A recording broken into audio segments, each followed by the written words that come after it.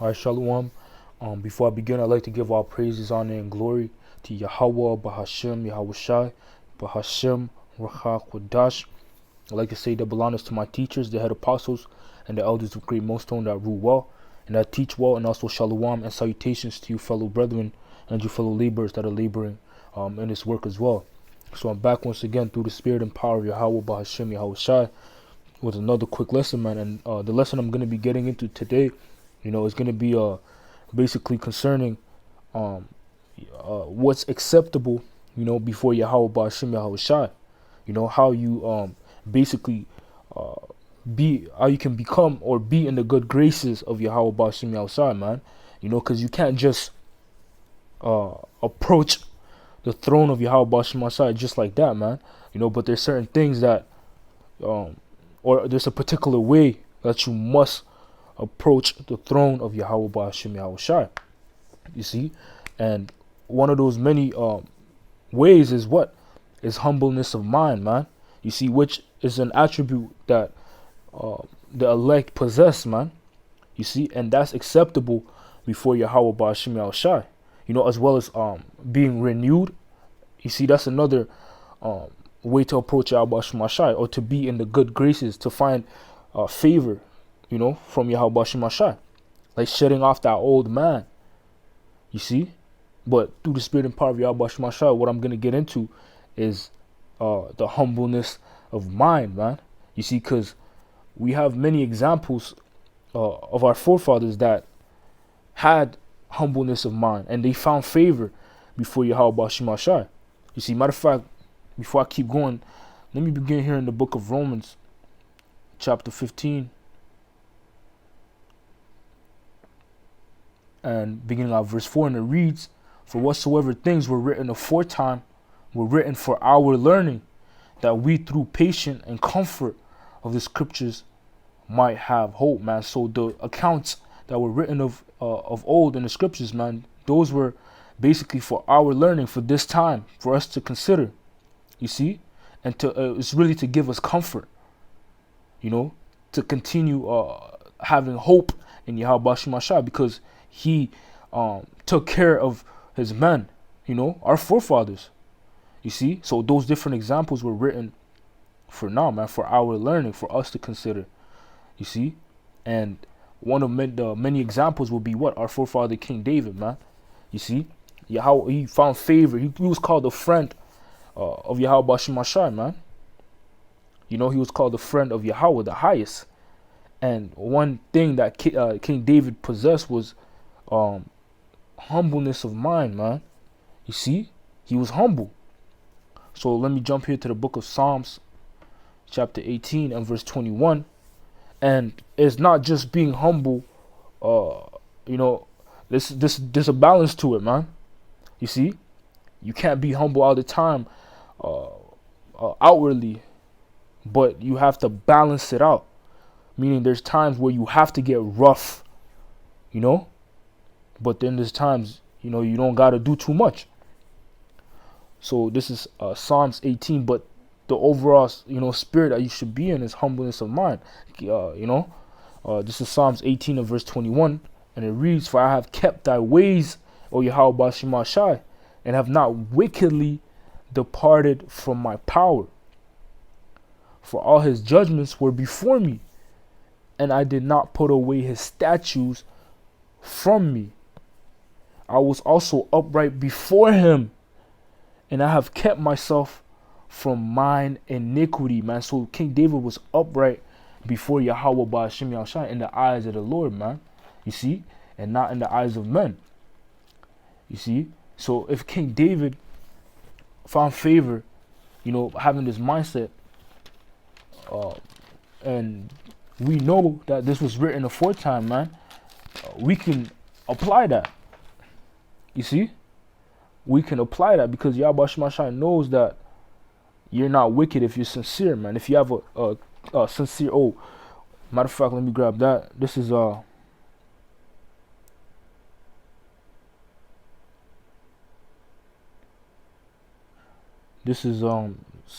Psalms chapter 51 and verse 17, and it reads, "The sacrifices of Yahweh or a broken spirit, a broken and a contrite heart, O Yahweh Bashem Yahushai, thou will not despise, man.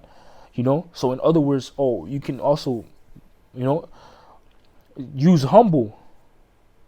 You see, a broken spirit and a contrite heart are what's acceptable before Yahweh Bashem Yahushai. That's how you find yourself to be on the good side of Yahweh Bashem Yahushai, man. Basically keeping it humble, and that once again, our forefather King David, he possessed that trait, man. You see. So let's jump here to the book of Luke chapter 18 and verse 9. You see, and matter of fact, let's jump straight into it. It reads, "And he spake this parable unto certain which trusted in themselves that they were righteous and despised others," man. So you can't do that, man. You can't exalt yourself over somebody and basically make yourself to, be the one that's more righteous, man. That's wicked before Yahweh Shemashah. The Lord does not accept that. But the Lord would rather accept a sheep that keeps quiet and keeps his head down, man. And not basically belittling others, man. You see, verse 10, "Two men went up into the temple to pray, the one a Pharisee and the other a publican. The Pharisee stood and prayed thus with himself, Yahweh Bashem Ashai, I thank thee that I am not as other men are, extortioners, unjust, adulterers, or even as this publican. I fast twice in the week. I give tithes of all that I possess. And the publican standing afar off would not lift up so much his eyes unto heaven, but smote his breast, saying, Yahweh Bashem Yahushai, be merciful to me, a sinner," man. You see? So the publican, he was cautious of how he approached the throne of Yahweh Bashem Yahushai, man, because you can't just approach the Lord like that, man. You see? But there's certain, it's a particular way for you to approach Yahweh Bashem Yahushai, and that's really to be humble, man. You see?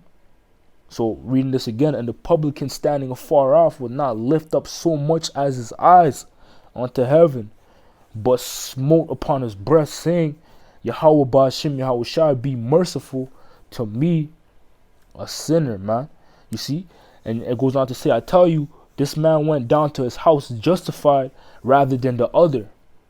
For everyone that exalted himself shall be abased, and he that humbleth himself shall be exalted in due time." So the Lord delights in the humble, the lowly, the meek.